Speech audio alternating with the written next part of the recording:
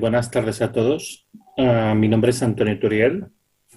Soy investigador científico del CSIC en el Instituto de Ciencias del Mar de Barcelona y mi trabajo se centra sobre todo en el estudio de los océanos, en algunos problemas ambientales y también en el estudio del problema de recursos naturales en general, ¿no? Y hoy de lo que les voy a hablar, a petición de la organización de Edifica, que les estoy muy agradecido que me hayan invitado a tener esta oportunidad de explicarles, bueno, pues toda la problemática que yo llevo estudiando muchos años, es el problema de los recursos naturales no renovables.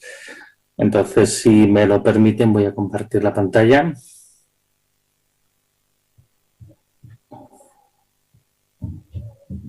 De acuerdo. Y ahora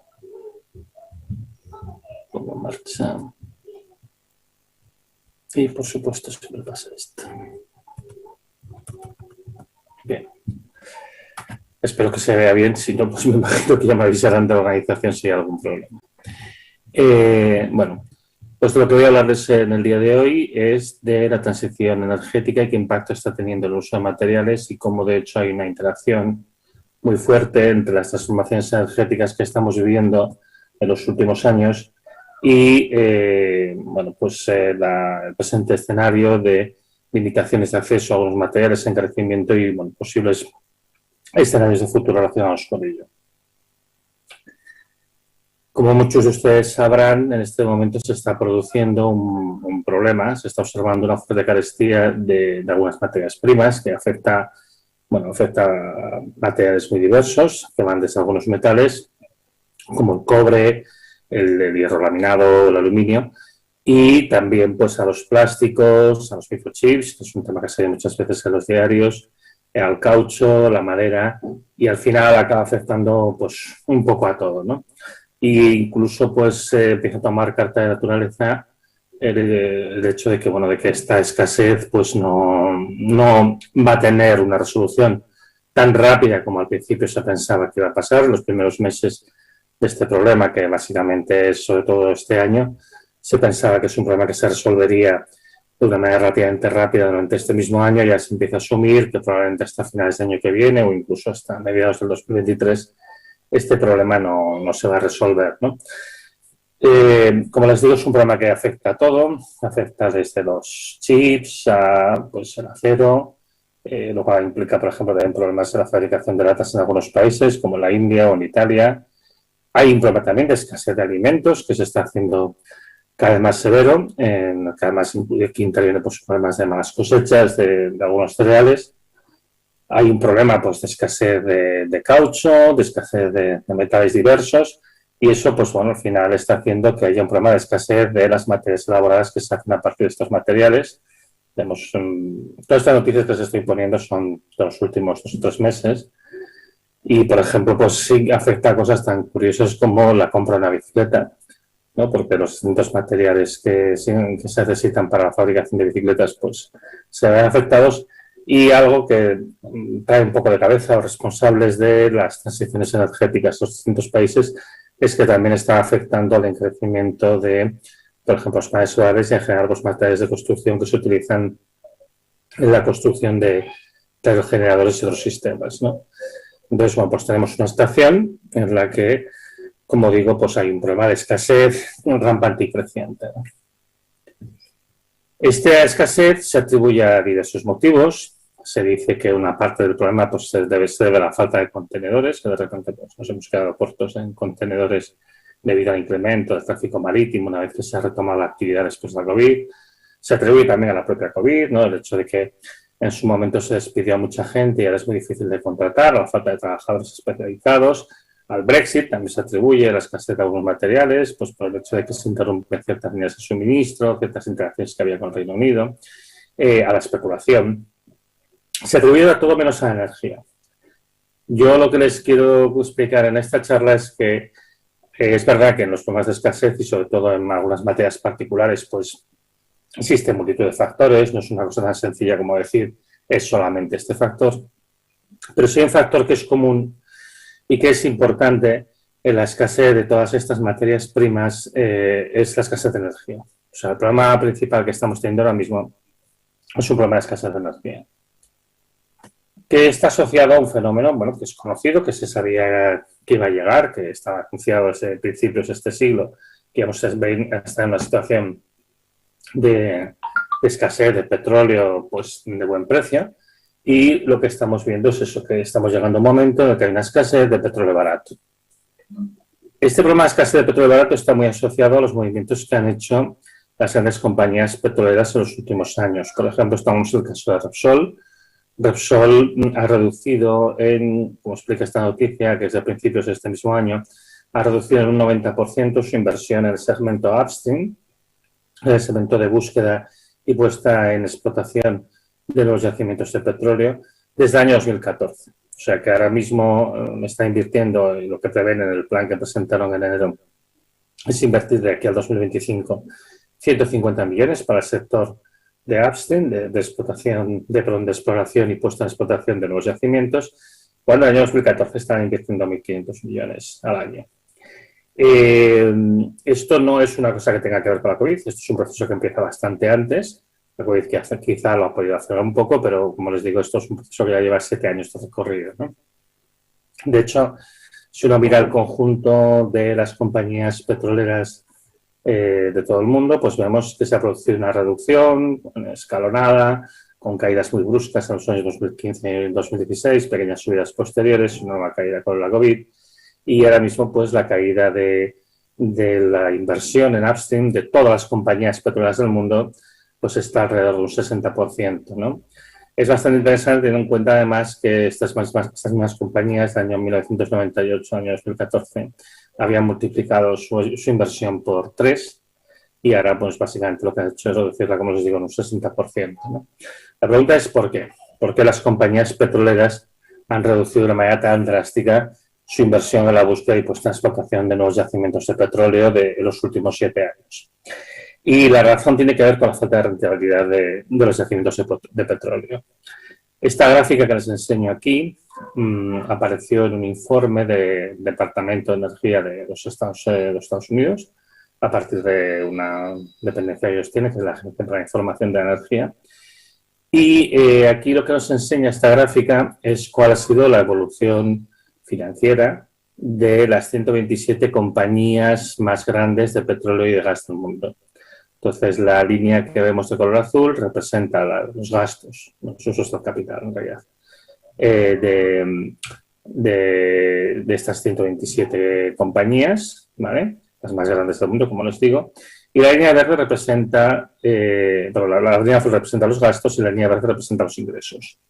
Y como pueden ver, pues hay un desfase bastante grande que se sitúa alrededor de los 110.000 millones de dólares anuales consistentemente los años 2012, 13 y hasta julio de 2014, que es cuando llega esta gráfica, ¿no?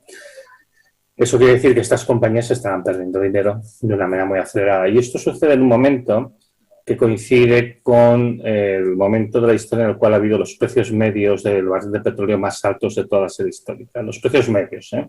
Hay un pico de precios en el año 2008 que casi llegó el barril de Brent a valer $150, que eran 147.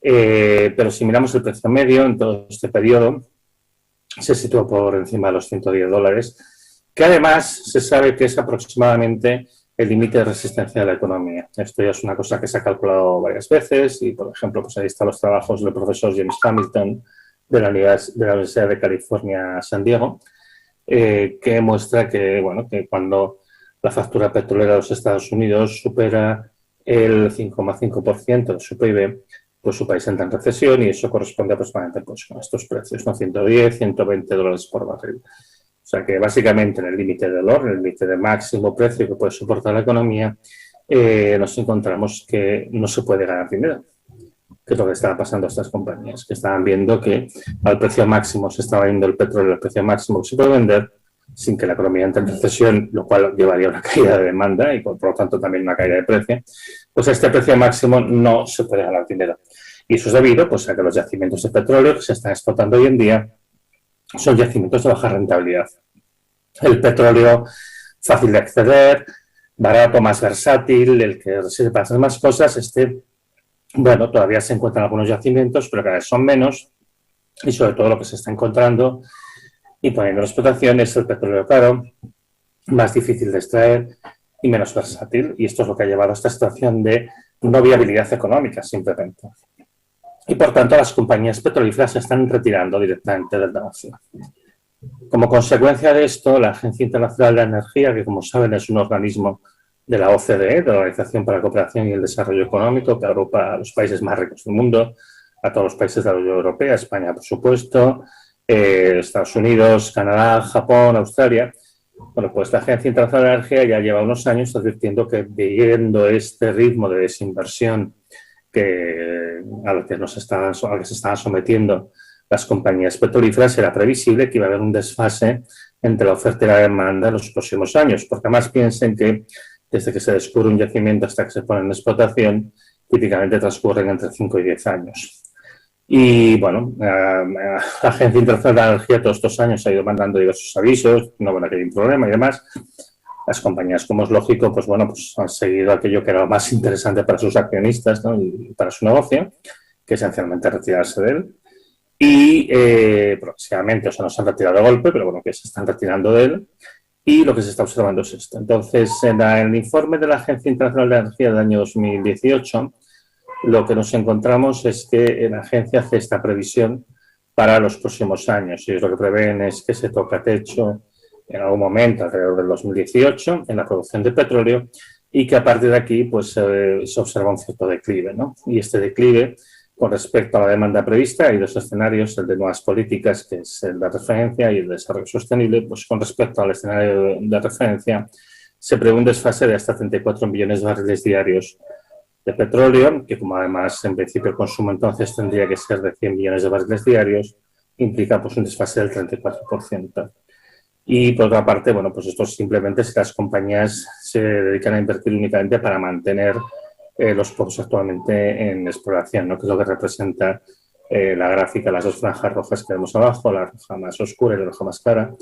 Pues lo que vemos sería esto, correspondería simplemente al mantenimiento de los pozos tal cual están. Bien es cierto que en este informe la Agencia Internacional de Energía contempla que, bueno, si se toman ciertas medidas, el desfase en 2025 sería tan solo del 13%, que aún así es muchísimo. Piensen que cuando fue la crisis del 2008 se produjo un hundimiento de la demanda de petróleo del 4%.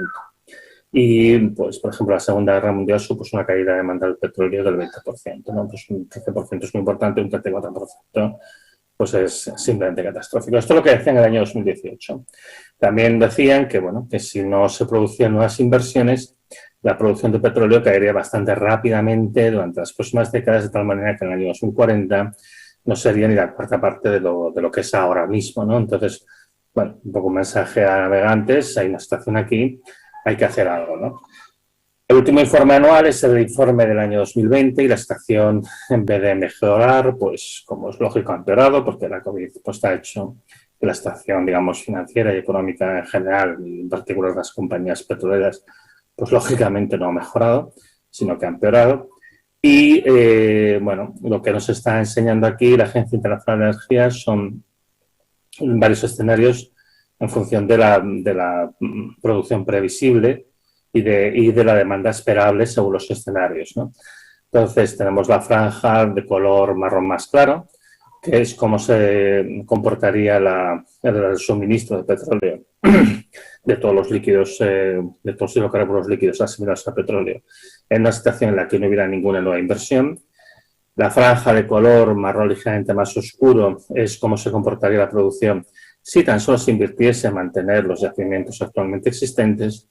La franja verde correspondería a lo que haría falta para cubrir el escenario que se llama desarrollo sostenible, y la franja de color azul correspondería a lo que haría falta para cubrir el escenario que se llama de políticas anunciadas. Así como vemos, pues hay un desfase considerable, ¿no?, entre las ofertas previsibles y las demandas esperables. De hecho, en el escenario de poca inversión actual nos estamos moviendo bastante cerca del peor de los escenarios posibles, que implicaría una caída de la producción de petróleo de hasta el 50% de aquí al 2025.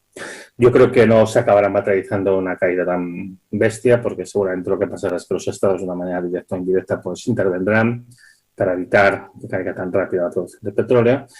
Pero en todo caso, teniendo en cuenta pues, todos los ciclos de desinversión a los que nos hemos sometido en los últimos años, pues lo más previsible es que una caída del 20% parecida va a ser difícil de evitar y eso nos lleva a un escenario como esto, pues, comparable a una Segunda Guerra Mundial.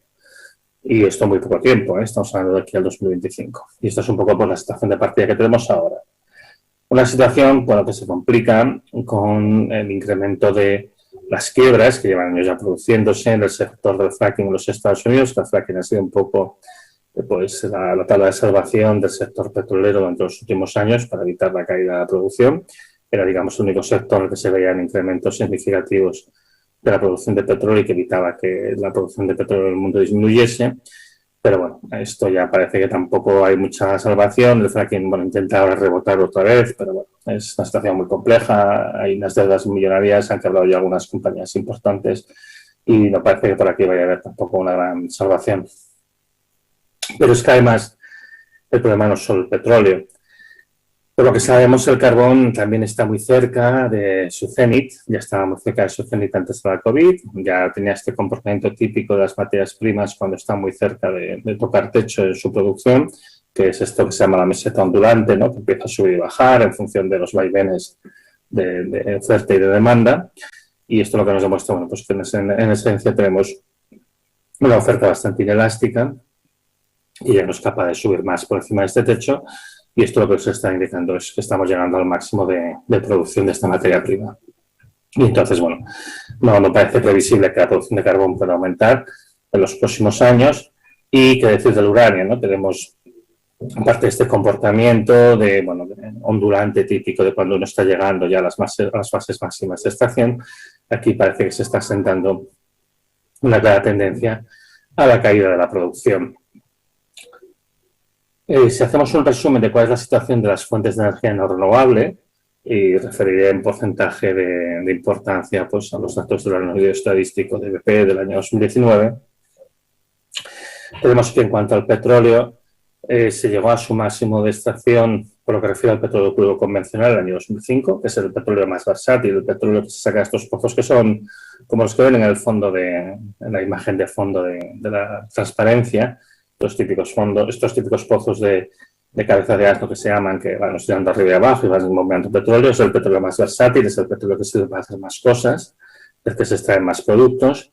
Y si contamos con todos los otros sucedáneos que se han ido introduciendo para compensar el hecho de que el petróleo crudo tocó máximos en el año 2005 y que está en declive ya, pues la producción total de hidrocarburos líquidos, de petróleos convencionales y no convencionales, todo lo que llamamos petróleo, pues habría tocado su máximo en el año 2018, sin previsión de que seamos capaces ya de superar los máximos que se marcaron en este año. Y representaba el 33,6% de toda la energía primaria mundial en el año 2018, que es a lo que refiere el anuario estadístico de 2019. Si miramos el carbón, que es la segunda fuente de importancia, pues habría tocado máximos en el año 2014 y representaba el 27,2% de la energía primaria mundial. Si miramos el gas, pues todavía no ha llegado al máximo. La situación del gas ahora es bastante compleja, porque a pesar de que a nivel mundial pues no se ha llegado al máximo, Europa está teniendo problemas para abastecerse, porque el gas es una materia de difícil transporte y bueno, hay mucha turbulencia ahora mismo. Por ejemplo, el caso de España le afecta mucho lo que pasa con Argelia, que es su suministrador principal, y España está intentando diversificar sus fuentes de acceso al gas natural, pero bueno, pues está teniendo problemas en ese sentido. Y en cualquier caso, pues el mayor uso del gas natural seguramente lo que va a acelerar es el momento en el que se llega a su máximo de producción, que se espera en algún momento de esta década y posiblemente dentro de este mismo lustro. Y representaba el 23,9% de la energía primaria mundial. Por último, hablando del uranio, pues su máximo habría sido el año 2016 y representaba el 4,4% de la energía primaria mundial. Si consideramos el conjunto de todas las fuentes de energía no renovables, nos encontramos que el máximo de producción de energía conjunta de estas cuatro fuentes habría sido en algún momento entre el año 2018 y el año 2020 y en ese momento representaban el 89% de toda la energía primaria que se consume en el mundo.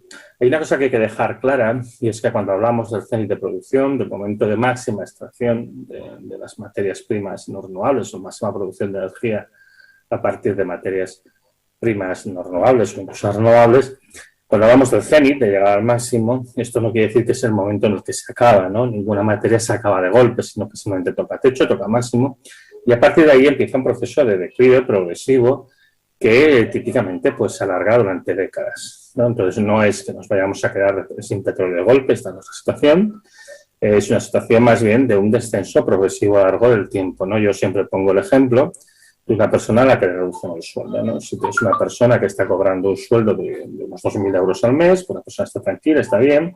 Si nosotros ahora, pues esta persona al año siguiente le reducen el sueldo a 1.800 euros, pues bueno, pues no le hace gracia, pero bueno, puede vivir bien, tranquila. Si se reducen a 1.600 euros el año siguiente, pues ya empieza a molestarse. Y si luego van siguiéndole reduciendo el sueldo, 1.400, 1.200, 1.100, 1.000, 950, 900, 875, 850, nunca deja de cobrar. Esto se ha dado durante muchísimos años, él nunca deja de cobrar, pero lógicamente le cuesta cada vez más llegar a final de mes. Bueno, pues esta es la situación que en principio cabe esperar con las fuentes de energía no renovable, ¿no? Que nos va a costar cada vez más llegar al final del mes energético, ¿no? Además, en una situación en la que los países del mundo pues, van a competir por las fuentes que quedan, sobre todo por su importancia en los procesos extractivos y constructivos. Entonces, este es un poco el escenario de partida que tenemos, una mayor competencia por unos recursos que cada vez van a ser más escasos y los que cada vez va a haber menos disponibilidad, pero que no se acaban de repente, ¿no? Que este proceso, como os digo, se puede alargar fácilmente durante décadas. Es cierto que en el caso del petróleo, si jugamos mal nuestras cartas, podríamos tener ahora un escalón, una bajada demasiado brusca en estos próximos 4 o 5 años. Si jugamos mal nuestras cartas, esperemos que no, esperemos que las cosas sean un poco mejor y la bajada no sea tan brusca, será importante, pero tan brusca. Pero bueno, en general la tendencia será más bien pues, un descenso prolongado, lento. Lo que pasa es que hay que decir que los problemas son estructurales, son permanentes y hay que intentar hacerles frente. Lógicamente, esto está repercutiendo en, digamos, el problema de escasez de las energías fósiles, en particular del petróleo, está repercutiendo pues, en el suministro de combustibles y particularmente el caso del diésel, ¿no? El caso del diésel, pues ha habido un intento un poco de hacer frente al problema que se plantea con el diésel, dando una falsa respuesta a los problemas que tenemos, ¿no? Tenemos esta situación en la que de repente nos hemos dado cuenta de que los coches de diésel son muy contaminantes, que es verdad que son contaminantes y que generan problemas de salud, pero esto hace décadas que lo sabemos, esto no es nada nuevo, y de hecho con los nuevos estándares la contaminación de los coches de diésel realmente es muchísimo menor, con lo cual tampoco tendría por qué ser un problema tan y tan grave como se dice, ¿no?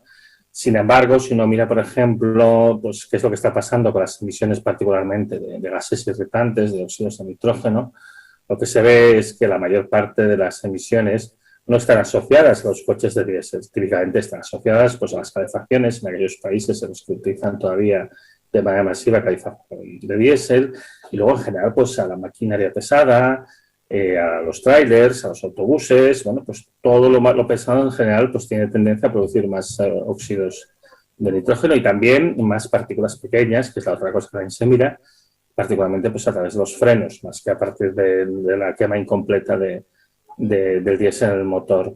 De hecho, es bastante interesante esta animación que les estoy enseñando. La imagen que ven de colores es una imagen compuesta de varias pasadas de un satélite que mide la concentración de óxidos de nitrógeno a nivel del suelo y lo que se observa es que estas concentraciones alcanzan sus máximos en zonas de gran actividad industrial y logística. Pues típicamente vemos una gran mancha que se extiende desde Londres hasta Ámsterdam, ¿no? Ámsterdam, principal puerto del mundo. Londres, pues que también tiene una gran actividad logística, el norte de Italia. Se pueden ver ciertas manchas asociadas a Barcelona y a Madrid, que también tienen plataformas logísticas importantes, pero por ejemplo Valencia pues es prácticamente indiscernible. Sin embargo, en el norte de España se llega a ver, por ejemplo, la zona de León, que es donde soy yo, porque allí hay cierta actividad logística de importancia y no hay tanta población, ¿no? O sea, fundamentalmente esto lo que está reflejando pues es la actividad de la maquinaria pesada hasta el punto de que se ven trazas del paso de los barcos por el mar, ¿no? Por eso os pongo la segunda imagen en la que se ven las principales rutas marítimas de Europa y lo que se ve cuando vamos a la imagen de concentración de NOx es que pues, hay una asociación también significativa con el paso de los barcos, como no podía ser de otra manera, ¿no? Entonces, bueno, se ha puesto mucho acento en los coches, pero realmente no son los principales contribuyentes a los problemas de contaminación. Lo que está pasando con el diésel más bien es que se está acabando, ¿no? Hemos dicho antes que la producción de un petróleo crudo, que es el más versátil, el más fácil de extraer y también el que permite refinar más cantidad de productos, llegó a su máximo en 2005 y desde entonces pues, está en un proceso de primera caída que ahora se está acelerando, ¿no? Y resulta que de los otros hidrocarburos que hemos puesto para sustituir la falta de petróleo crudo, que incluye los líquidos del gas natural, los biocombustibles, las arenas bituminosas y el petróleo del fracking, que viene sobre todo de los Estados Unidos, pues no todos valen para producir diésel. En particular el fracking, el petróleo de fracking no vale, es un petróleo ligero que no vale para producir diésel.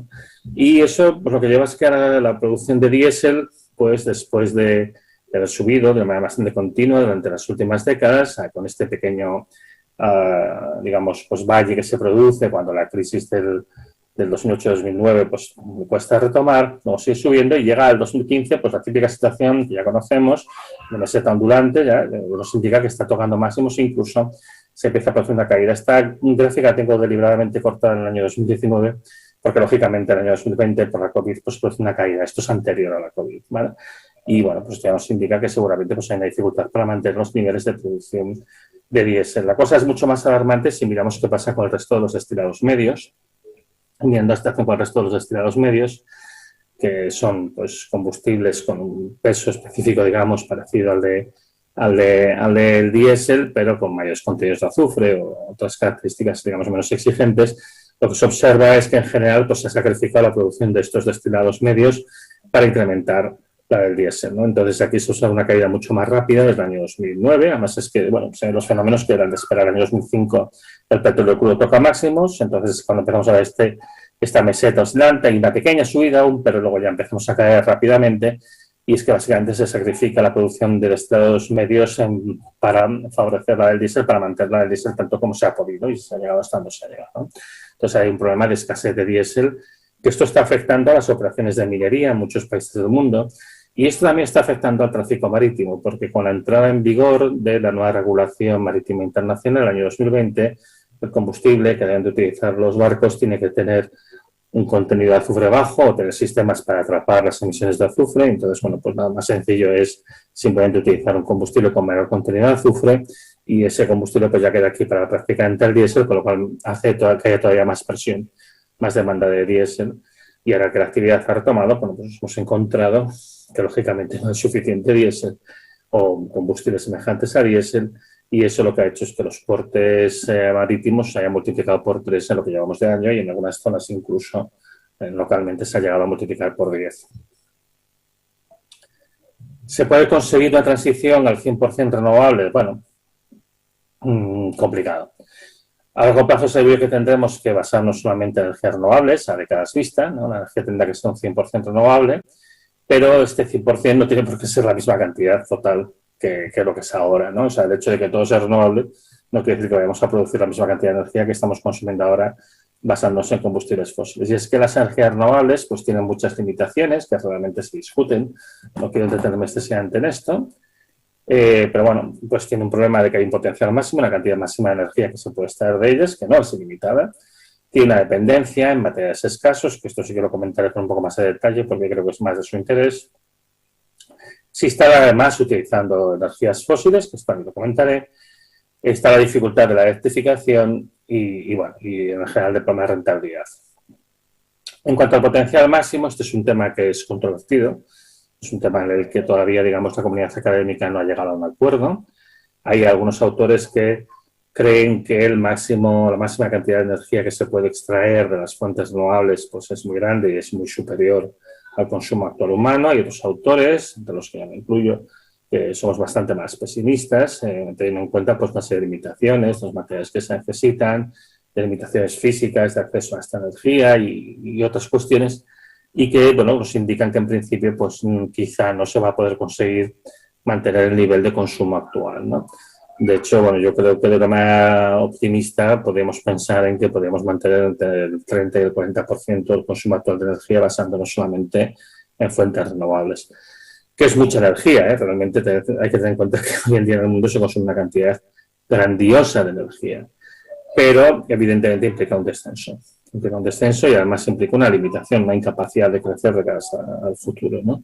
Entonces implica que, lógicamente, pues la energía hay que aprovecharla mejor y que hay que gestionarla de otra manera, ¿no? Entonces esto es un problema, esto realmente es un problema de mayor. Ya les digo que en esto no hay consenso en la comunidad, pero bueno, a mí, digamos, todo me indica que efectivamente pues vamos a encontrarnos con limitaciones en la cantidad máxima de energía que vamos a ser capaces de producir por medios renovables. Está otro problema que es bastante crucial, que es el de la escasez de materiales, ¿no? Esta gráfica la he tomado de una presentación de Alicia Valero, que trabaja en el CIRCE y en la Universidad de Zaragoza.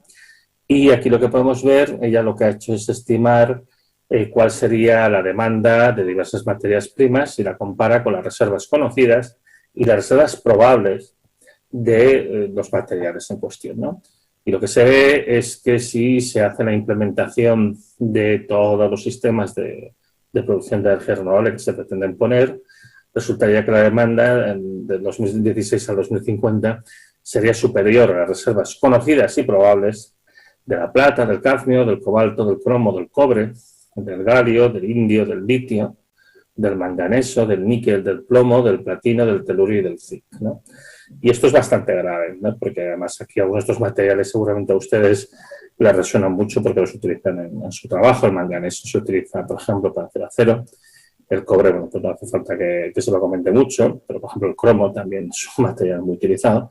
Y bueno, pues podemos tener problemas si todo el mundo intenta hacer la transición renovable, que no sea posible hacerla porque simplemente no hay materiales suficientes en el planeta para cubrir la demanda prevista.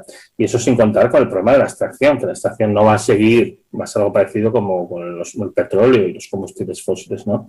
Esto no es simplemente abrir un grifo y que vaya saliendo, sino que hay una curva de producción que sube y luego baja, y entonces tampoco uno puede extraer esta velocidad que a uno le dé la gana, ¿no? De hecho, la propia Agencia Internacional de la Energía reconoce que hay un problema con el acceso a los materiales críticos. Hace 3 meses sacó un informe específico sobre este problema y analizando cuáles son las necesidades para hacer la transición verde de los distintos materiales, lo que refiere el informe es que de aquí al 2040 la producción de algunos se tendría que aumentar de una manera completamente imposible, completamente incompatible con las posibilidades que hay de las minas de producir todo esto, ¿no? En particular, la producción del litio tendría que multiplicarse por 42, la de grafito por 25, la de cobalto por 21, la de níquel por 19 o la de tierras raras por 7. Esto obviamente es imposible. Y de hecho, cuando uno mira las recomendaciones que da la Agencia Internacional de la Energía al final de este informe, una de ellas básicamente es una recomendación a los países miembros de la OCDE que hagan sus reservas estratégicas de estos materiales, que acaparen básicamente, porque a lo mejor el mundo no puede hacer su transición renovable, pero que ellos sí que la pueden hacer, ¿no? Está el problema no menor de la dependencia de los combustibles fósiles, de los sistemas de aprovechamiento de energía renovable. Estamos hablando de industria pesada, es una industria que tiene mucha componente de construcción y bueno, pues que lleva mucho hormigón, lleva mucho acero. En general, incluso pues la fotovoltaica, que no requiere tanto, pues también requiere hacer ciertos trabajos en el terreno, de explanación, hacer las catas para poner todas las conducciones de electricidad, hay que hacer todas las zapatas para donde se van a anclar las estructuras, etcétera, etcétera. Hay que hacer los inversores y bueno, hay que instalar muchas cosas, ¿no? Con lo cual, pues bueno, pues todos estos materiales, todas estas instalaciones dependen de la presencia de combustibles fósiles y además a día de hoy no tenemos manera de utilizar estas máquinas con las que se construyen estas instalaciones que sean eléctricas. Estas máquinas son todas que funcionan con combustibles fósiles. O sea que a día de hoy no hemos cerrado el ciclo de construir con energía renovable los medios de captación de la energía renovable. Y de hecho, si lo intentaremos, seguramente nos encontraríamos que serían carísimos, que serían inviables, ¿no? Y esto planteando los problemas mayores en la transición. Y luego, bueno, hay otros problemas que no son pequeños. Uno de ellos, más importante que destacar, es el de la electrificación. Los sistemas que se están instalando en España están orientados a la producción de electricidad y esto plantea dos problemas, ¿no? Uno es que la electricidad es, bueno, algo más del 20% de toda la energía final consumida en España. El pasado representó el 23%, el 23,6% de toda la energía final consumida, pero tienes un 70 y muchos por ciento que no es electricidad y que además una buena parte de ella pues es difícil o incluso imposible de electrificación, ¿no? Y esto pasa un poco en todos los países. Además, en el caso concreto de España, y ya sé que lo que digo parece un poco absurdo, teniendo en cuenta lo que estamos viviendo estos meses, es un mercado que está saturado, es un mercado que tiene un exceso de capacidad instalada. En este momento en España pues hay más de 108 gigavatios de potencia instalada, y esto es para abastecer un consumo que el máximo fue en julio del 2008, con 45 gigavatios, y el consumo medio, pues que fue en el año 2008 de 32 gigavatios, que marca el máximo consumo medio de la serie histórica, y que desde entonces ha ido cayendo y que ahora se sitúa en torno a los 30 gigavatios, y que seguramente va a seguir disminuyendo. Entonces, no queda claro que sea necesario producir más y más electricidad en un mercado que ya está saturado. Luego está el tema del precio, que, bueno, eso va por otro lado, si quiere luego podemos comentar, que tiene bastante que ver con la función de los ciclos combinados y el crecimiento del gas y los derechos de emisión de CO2. Para solucionar este problema, pues una de las cosas que se propone es el coche eléctrico, ¿no? Entonces, bueno, pues vamos a suponer que no hay un problema de limitación de la producción de energía de origen renovable, que ya hemos visto que sí, que no es evidente que se vaya a poder producir tanta energía renovable como hoy se consume utilizando todas las fuentes de energía y particularmente la fósil. Y bueno, pues vamos a aumentar la electrificación, a base de aumentar la demanda, a base de tener muchos coches eléctricos, dejando también de un lado el problema de la escasez de litio y el resto de materiales que se necesitan, ¿no? Entonces, el problema que tenemos con el coche eléctrico es que tiene un montón de limitaciones, que tampoco me voy a detener ahora a explicarlas todas con todo lujo de detalles, pero bueno, en definitiva tenemos un problema de que tendríamos que hacer una red con una capilaridad muy alta para poder recargar, aunque sea parcialmente, todos estos vehículos que habría, muchos de los cuales duermen en la vía pública. Para poder tener tiempos de recarga pues, más decentes, se necesitaría utilizar potencia industrial, que además también implicaría que los materiales que se utilizan, los conectores y en general las baterías, pues serían más caros y, lógicamente, pues es más difícil. Tenemos una baja densidad energética de baterías. Las baterías además sufren procesos de histéresis que además se acentúan con el calor. Entonces, en ese sentido, un país como España, donde las temperaturas superan habitualmente los 35 grados, es un problema porque eso acorta rápidamente la vida de las baterías. Bueno, hay escasez de litio y cobalto, el precio es prohibitivo, las prestaciones son escasas y un punto que es bastante clave y es que es imposible desarrollar maquinaria pesada que sea un vehículo eléctrico autónomo, ¿no? Nosotros a nivel de transporte tenemos un vehículo eléctrico muy eficiente que se llama tren, pero este no es autónomo, tiene que ir por una vía y tiene que ir enganchado a una catenaria, ¿no? Si quieres hacer un camión eléctrico o otra cosa, pues esto ya no se puede, pues porque las baterías serían colosales y la practicidad de estos inventos pues sería muy baja, ¿no? Entonces esto, bueno, pues también es un hándicap importante, teniendo en cuenta que además lo principal, yo creo, es el mantenimiento del transporte por carretera, que es crucial para el mantenimiento de todas las actividades industriales. La alternativa sería el hidrógeno, la utilización del hidrógeno verde, que el hidrógeno verde, pues, como saben, es un hidrógeno que se produciría esencialmente, la manera más directa sería electrolizando agua, separando el agua en hidrógeno y oxígeno, utilizando una corriente eléctrica, y esta corriente eléctrica se produciría por medios renovables y viene a suplir el problema de que no se pueden desarrollar vehículos eléctricos autónomos que sean, bueno, vehículos eléctricos autónomos, vehículos pesados que sean autónomos y que sean eléctricos. Y la única manera posible sería utilizando el hidrógeno verde, porque el hidrógeno, bueno, no consigue las densidades energéticas de los combustibles fósiles, pero por lo menos tiene densidades energéticas decentes, con lo cual, sin necesidad de tener una enorme batería o un enorme depósito de hidrógeno, puedes conseguir desarrollar maquinaria pesada que tenga una autonomía decente, ¿no? El gran problema del hidrógeno verde es que si se quiere utilizar básicamente para motores, tiene unas pérdidas del 90% más. Si se quiere utilizar simplemente para quemar, pues las pérdidas son más razonables, son alrededor del 50%, pero su utilización en motores, teniendo en cuenta pues, todas las partes del proceso y luego la necesidad de refrigerar y comprimir el hidrógeno para meter los depósitos de camiones o esta maquinaria pesada y luego las pérdidas que hay por fugacidad, pues nos encontramos que las pérdidas totales se sitúan rápidamente en torno del 90% de la energía inicial. Tanto es así que la propia Estrategia Europea de Hidrógeno reconoce que Europa no se puede autoabastecer de hidrógeno verde y que de hecho tendría que conseguir el hidrógeno que le falta a partir de los territorios vecinos, con lo cual realmente estamos sustituyendo un problema de dependencia del exterior por otro problema de dependencia del exterior que tampoco parece que sea lo más idóneo, ¿no? En ese contexto, pues es interesante destacar, por ejemplo, lo que está haciendo el gobierno alemán en la zona del Congo del río Inga, que hay ahí una presa hidroeléctrica muy grande con una potencia de 3,5 gigavatios, que es una barbaridad, equivale a 3 centrales nucleares y media, que además pretende ampliarlo hasta los 5 gigavatios. Y el gobierno alemán está allí de la mano de varias empresas promoviendo pues, la construcción de una planta de electrólisis que produce hidrógeno con la intención declarada de exportarlo hacia Europa, bueno, hacia Alemania. Al mismo tiempo, pues el gobierno alemán ha firmado ya acuerdos con Ucrania, con Marruecos y con Chile, aparte de con el Congo, para suministrarse hidrógeno verde proveniente de estos países. Vale. Esto nos lleva también a una situación curiosa, ¿no? Y es que, bueno, este hidrógeno, por ejemplo, en el caso que se produjera aquí en África, pues cómo se transportaría rápidamente hacia Europa, porque además el hidrógeno es muy fugaz y necesitas transportarlo rápidamente porque fácilmente pierdes entre el 1 y el 2% diario de lo que esté contenido dentro del recipiente a presión, ¿no? Entonces, esto explica también el gran interés que se ha suscitado últimamente por el tren de hidrógeno, porque es un tren que puede funcionar en zonas, por ejemplo, de África, que no hay catenaria, hay vía, pero no hay catenaria. Y entonces, bueno, pues este tren podría funcionar de una manera autónoma, precisamente con el combustible que tendría que transportar, ¿no?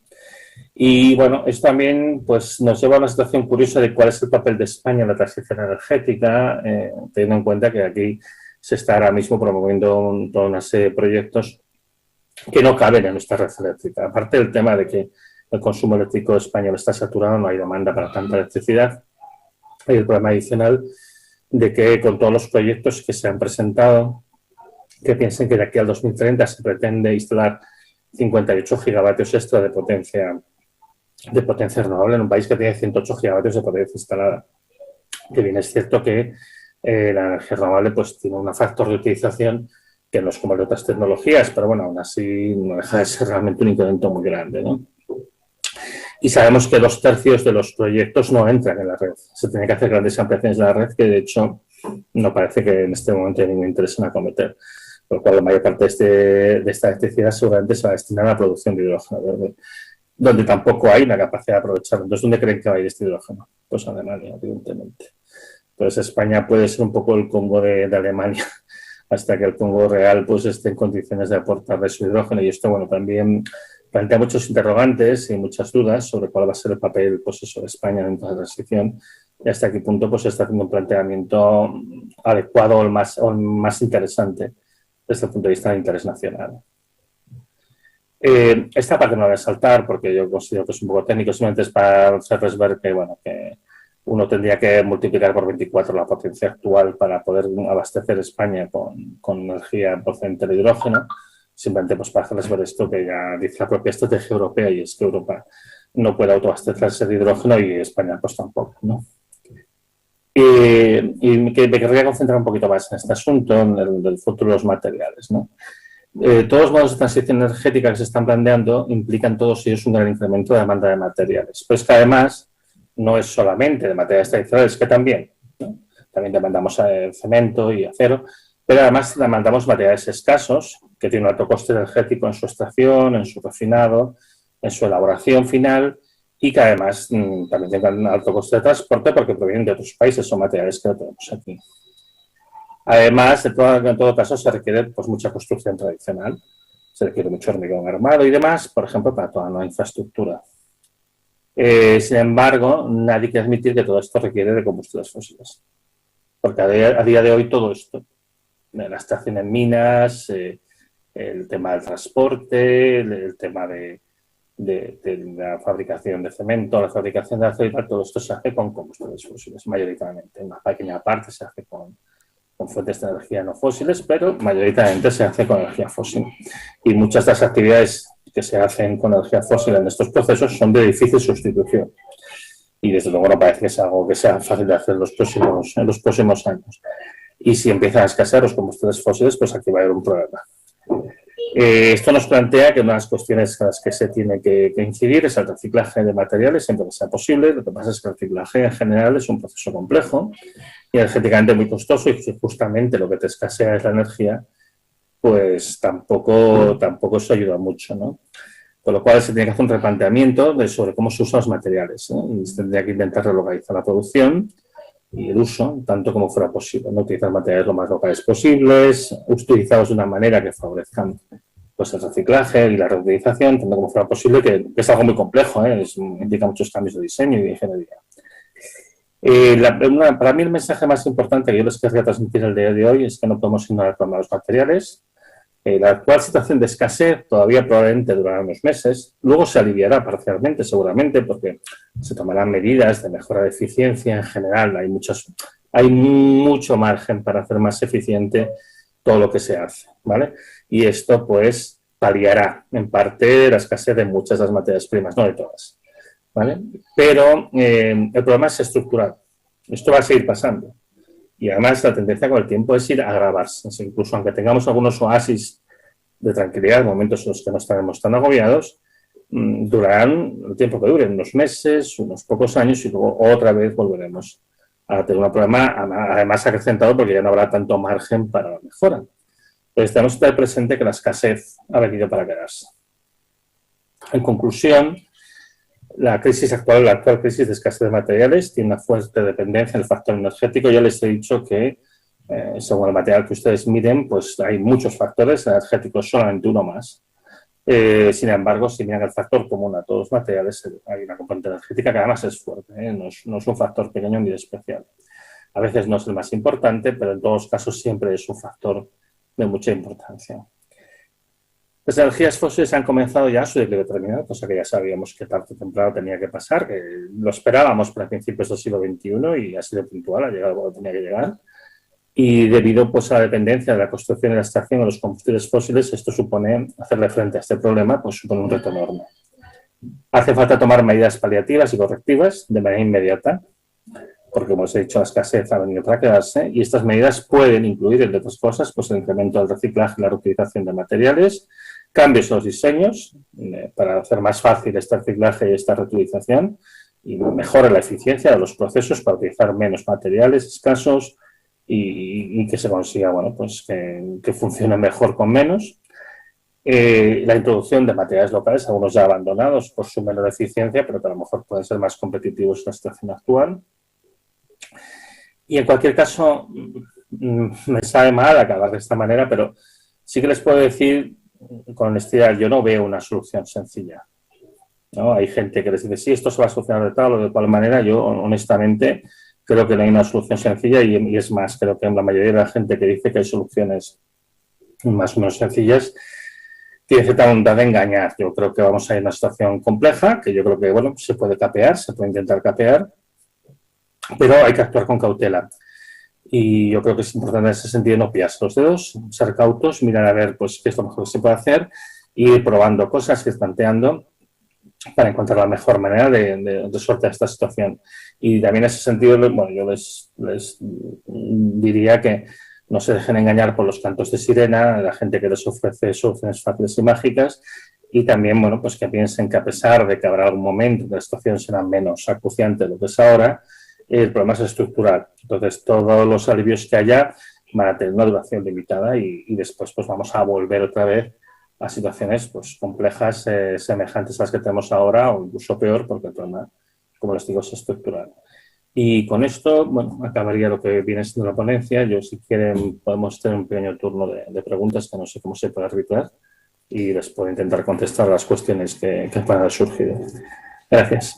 Muchas gracias, Antonio. No sé si me escuchas, con que me digas... Sí. Perfecto. Soy Coldo Monreal, director de Edifica. Estoy emocionado después de escucharte y la verdad es que yo, en primer lugar, llego a una conclusión, ¿no? Bueno, cierto es que te he escuchado muchas veces, he querido que estuvieses aquí, te doy mil gracias. Sé la complejidad que tiene en este principio de septiembre que participes con nosotros, te lo agradezco de corazón, te lo agradezco muchísimo, porque además tienes un mensaje, aparte de un conocimiento, tienes un mensaje cercano que va totalmente en sintonía con esta transformación social que queremos hacer, ¿no? Yo voy a lanzar una pregunta al aire y una reflexión que me gustaría compartir, ¿no? Creo que la mejor energía es la que no se consume. Esa es la más sostenible, la que no se necesita, ¿no? Con lo cual tenemos que empezar a pensar en tener una menor demanda, no sustituirla por otra fuente de energía, ¿no? Y hablando de, claro, aquí estamos la friolera de más de 60 empresas, la mayoría de multinacionales, de gran nivel, como Acciona, Rockwool, Now, donde tenemos grandes problemas ahora mismo con la materia prima, ¿no, Antonio? Y después de conocerte recientemente, en el último año, y después de escucharte en el Senado y en muchos sitios, digo, joder, tiene que venir Antonio y darnos lo que nos has traído, ¿no? Que no nos has traído más que una preocupación. Realmente no nos has traído la solución, nos has traído la preocupación, ¿no? Y yo de alguna manera lo que quiero lanzar como reflexión y como pregunta al mismo tiempo es lo siguiente. No cometamos... Me viene la reflexión, no cometamos el mismo error de la sustitución. Como se me gasta la madera, cojo el hierro. Como se me gasta el hierro, cojo otra cosa. Porque es volver a repetir, tengo la sensación, el mismo error. Y de lo que se trata, quizás, no lo sé, quizás, y aquí el quizás está la pregunta, en que no necesitamos sustituir, sino cambiar los hábitos productivos y de consumo que tenemos de manera generalizada todo. No sé cómo lo ves, Antonio, pero es que la solución no la veo en cambiar de producir, o sea, de consumir gasolina, gasoil, hidrógeno, de hidrógeno tal, sino que es que igual el planteamiento es que no tiene mucho sentido tener un cortacésped en la misma calle de mi pueblo cuando lo usamos cada uno de nosotros 1 hora a la semana. Que igual, en vez de tener un cortacésped, o sea, por 14 que somos en cada mano, 28, con uno es suficiente. Igual viene el problema por ahí, ¿no? En ese concepto que tenemos consumista para mantener un sistema que igual no voy en contra de él, es que no se sostiene, como bien has dicho, ¿no? En tu resumen, es que tenemos un problema, es que se nos van a acabar los recursos y como esperemos al final del todo, ¿cómo lo sujetamos? Bueno, a ver, el problema es bastante complejo porque efectivamente tienes razón que al final pues la escasez de recursos o la limitación de acceso a los recursos, porque al final en muchos casos hablamos de escasez porque nosotros queremos seguir creciendo y hay cosas que efectivamente declinan y otras que simplemente se mantienen. Entonces el problema se origina ahí, que no hay suficiente para nuestras expectativas, ¿no? Entonces el problema al final de la escasez lo que nos plantea es que efectivamente hay que tomar otros hábitos que impliquen pues quedar en verdadera sostenibilidad, ¿no? La sostenibilidad era eso, era, de acuerdo a la definición que se dio en la cumbre de Río del año 91, pues es consumir los recursos de tal manera que nuestros hijos o nuestros nietos o quien sean nuestros descendientes puedan seguir haciéndolo exactamente igual, ¿no? Entonces la idea es no consumir más de lo que el planeta puede reponer, no contaminar más de lo que el planeta puede absorber y reasumir, ¿no? El gran problema que tenemos es que, por ejemplo, el ejemplo que ponías de la máquina cortacésped es que si los vecinos no compran cada uno de ellos su máquina cortacésped, pues la fábrica de máquinas cortacésped quiebra. Y esto genera un problema a nivel, pues no solo de, digamos, del empresario que tiene esta fábrica, sino también de los trabajadores que trabajan en ella. Pues al final uno necesita hacer una reconversión muy profunda en la que es muy importante encontrar un equilibrio entre los legítimos intereses pues económicos de los distintos agentes que hay en el sistema con la necesidad que es imperiosa y que cada vez se está agravando más de hacerle frente a una situación, pues eso, de incapacidad del planeta de suministrarnos tantos recursos como nos gustaría. Entonces, por ejemplo, pues en el ámbito en el que estéis vosotros habéis sufrido muchas subidas y bajadas de actividad, que eso genera muchos problemas, seguramente habrá dejado muchos cadáveres en el camino. Y ahora nos enfrentamos a una nueva situación que evidentemente está sometiéndose a un estrés muy importante, ¿no? ¿Cómo se sale de esta situación de estrés? Bueno, pues efectivamente hay que hacer un replanteamiento de actividad, pero al mismo tiempo esta actividad es fundamental. Hay que hacerla viable sin crecimiento. Este es un problema que tiene toda la sociedad, es decir, conseguir un sistema económico justo, que sea viable sin crecimiento, esto a día de hoy nadie lo sabe hacer, nadie. Entonces, es una de las cosas que hay que construir en este momento y además encima hay que construirlo con la máxima urgencia y conciliar los distintos intereses legítimos de las distintas partes. Existen escuelas de pensamiento económico, por ejemplo la economía ecológica o la economía del estado estacionario, economía bien común, hay muchas escuelas que intentan proporcionar pues, el marco conceptual adecuado para poder hacer todo esto, y entonces se pone un coste a los recursos en función de su escasez y al impacto tal. Pero todo esto es complejo porque al final te puede llevar a que empresas que hoy en día son perfectamente competitivas dejen de serlo. Y que actividades que hoy en día son actividades económicas convencionales, pues que dejen de ser viables, ¿no? Entonces, claro, lo ideal para hacer esto es tener mucho tiempo para poder hacerlo de una manera lo menos traumática posible. Y justo esto es lo que no tenemos tiempo. Entonces, esa para mí es la gran dificultad, porque además tenemos que pensar que el problema de la escasez va a ir deprisa. Lo que están haciendo, lo que ha hecho Repsol, Naturgy, pero ya todas las compañías fuera de España, lo que ha hecho las grandes petroleras americanas, BP también, y lo que ha hecho, bueno, en general, pues la mayoría de las compañías en todo el mundo, es lo lógico para salvaguardar su negocio y se diversifican y se orientan hacia otras cosas. Pero mira lo que está haciendo Repsol. Repsol está comprando centrales hidroeléctricas y se está reorientando a otras actividades completamente diferentes. El problema es que, claro, tenemos que adaptarnos a esta caída rápida del petróleo y esto no va a ser fácil. Y esto, por ejemplo, os impacta a vosotros de lleno porque utilizáis mucho petróleo de mucha manera, por ejemplo, solamente ya en el transporte de los materiales, ¿no? Y en todas las máquinas que utilizáis. Entonces, ahora mismo la sensación que yo tengo es que hay un poco sálvese quien pueda, y el que no esté atento pues se va a quedar sin la silla debajo de su trasero. Y esto es muy peligroso.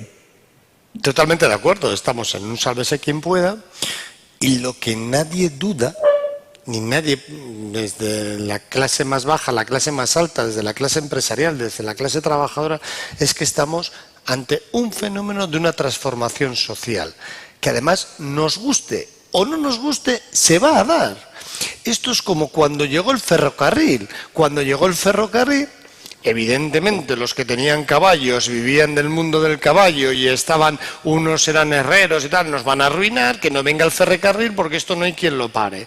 Bueno, ahora nos encontramos ante varios fenómenos a la vez sociales muy importantes. Uno, que es el tema que nos ocupa, la escasez de producto, la escasez de materia prima, que es la que condiciona todo. Pero dos, podríamos hablar del mundo de la digitalización. O sea, negar lo que viene es como el herrero que tenía su fábrica de herrajes para los caballos, venía el ferrocarril y dice, me voy a arruinar. Hombre, es que igual lo que tienes que ir pensando es que en vez de hacer herraduras tienes que pensar en otra cosa, porque es una evidencia, no vamos a poder luchar directamente, en mi opinión, contra algo tan evidente como la digitalización o la falta de materias primas, etcétera, etcétera, con lo cual vamos a tener que ir buscando otras fórmulas. No me gusta la expresión supervivencia, pero sí por lo menos de transformación, ¿no? Yo no sé la solución, Antonio, te lo digo con todo el cariño, y la verdad es que me apasiona escucharte, te he escuchado 40 millones de vídeos y de intervenciones. No sé exactamente cuál es la solución, sí sé cuál es la preocupación. Y cuando hablo de preocupación ya no hablo a nivel de preocupación social, que existe, también política, también gubernamental, también empresarial. O sea, la preocupación está ahí. Y curiosamente, y perdonadme la expresión todos, me acojona la velocidad con la que está ocurriendo. Porque siempre hemos oído hablar de la escasez, yo a mi madre ya le escuchaba, y hemos estado escuchando muchas veces situaciones, pero en el último año el problema no es el mensaje, el problema es la velocidad con que llega el resultado final. No sé si lo compartes, Antonio, pero el problema es la velocidad, es un tema de tiempo. Es que ya no estamos hablando de que dentro de 50 años se va a subir la temperatura. Los cojones, estamos hablando que ya se está subiendo. Y no estamos hablando de que dentro de 50 años va a haber problemas con el aluminio. No, es que ya los hay. Es que no estamos hablando del futuro. Estamos hablando de que hoy tenemos ya un problema, que aún no lo estamos sintiendo los que estamos en primera línea del frente, pero que es evidente. O sea, el problema es la velocidad. No, esa es lo que más me preocupa. No lo sé, Antonio, si lo ves igual. Sí, mira, de hecho, a mí tengo que decir que también me ha sorprendido un poco la velocidad. Yo hace años ya que estoy siguiendo este tema, hace unos 11 años. Bueno, hace unos 11 años consigo públicamente, ¿no? Antes lo estudiaba desde hace unos 20 años, más o menos. Y me ha sorprendido realmente la velocidad a la que se están produciendo los fenómenos, pero que eso es fruto de la sociedad compleja en la que vivimos y la cantidad de interacciones que hay entre las múltiples partes. Entonces, pasan cosas muy tontas en este momento. Es decir, tú tienes un problema de falta de diésel en una mina de hierro, vete a saber dónde, y esto genera un problema de que hay un encarecimiento de la producción de hierro, y este encarecimiento de la producción de hierro unido a los sobrecostes del transporte marítimo hace que se encarezca más la materia prima, y entonces en la fábrica donde fabrican contenedores encarece mucho el precio, y eso hace que el transportista no compre tanto si hay escasez de contenedores, y entonces esto redunda en incrementar más el problema más rápidamente. Hay muchas retroalimentaciones que hacen que pequeños fallos estructurales que se dan por aquí y por allá se juntan todos, se suman y hace un efecto aún peor, ¿no? Por eso mismo yo sé que existe cierta capacidad de mejorar la situación actual en el corto plazo. Es decir, hay mucha cosa que se hace de manera muy ineficiente, que se puede mejorar mucho, porque hasta ahora no había ninguna preocupación, y si ya haciéndolo de cualquier manera te salía bien, pues para qué vas a ponerle más empeño y más esfuerzo. Entonces, hay un margen significativo para la mejora, pero este margen esencialmente lo que nos va a proporcionar es un colchón de meses o un par de años a lo sumo. Entonces, en ese sentido también lo que os exhorto es a no complaceros en el momento que veáis que ya la cosa se arregla un poco, se alivia un poco, cosa que yo creo que va a pasar en algún momento, los próximos meses, por lo menos con algunas materias, no con todas, ¿vale? Que no penséis que el problema está resuelto, ¿eh? Eso simplemente es una tregua, eso es la calma antes de la tempestad fuerte, de verdad. Y sí, es muy rápido porque es lo que te digo, hay muchas interconexiones, se retroalimenta y se acelera. Y como digo, cuando venga esta pequeña tregua que habrá, hay que aprovecharla al máximo porque si no... Aparte que te des cuenta, otro problema, hay muchos think tanks a nivel global que han comprendido muy bien la naturaleza de este problema y se están posicionando. Entonces es muy importante también no perder la posición respecto a movimientos fuertes que va a haber desde fuera de España. Entonces, en ese sentido, también hay que estar preparados para eso.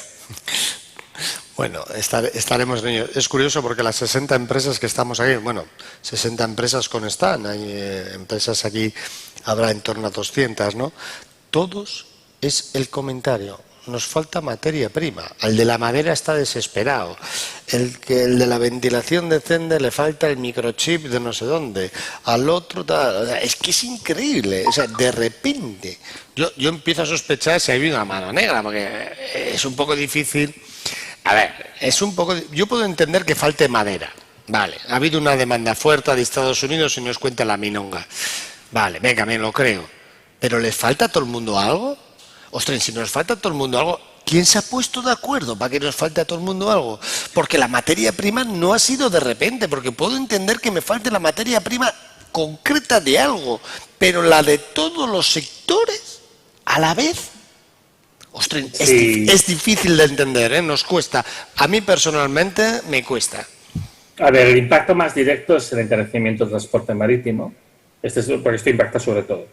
¿Vale? Y luego hay un impacto que no se está viendo todavía muy claro, pero que está ahí, que es la disminución de la actividad minera en general por los sobrecostes. Entonces esto es grave porque además hay minas que se van a abrir que ya no se abrirán, hay proyectos que se abandonan y de materias primas que son bastante indispensables. Y bueno, hay problemas de escasez que realmente se remontan antes de la COVID. La COVID lo que hizo fue disimularlos. La escasez de microchips y de plásticos viene de antes. Yo tengo identificado que hay problemas con el nylon desde el año 2017 y que empiezan a faltar algunos polímeros en el año 2019. Y la escasez de microchips se puede rastrear más o menos en el año 2019. El parón de la COVID hizo que estas cosas no emergieran y ahora emerge todo junto.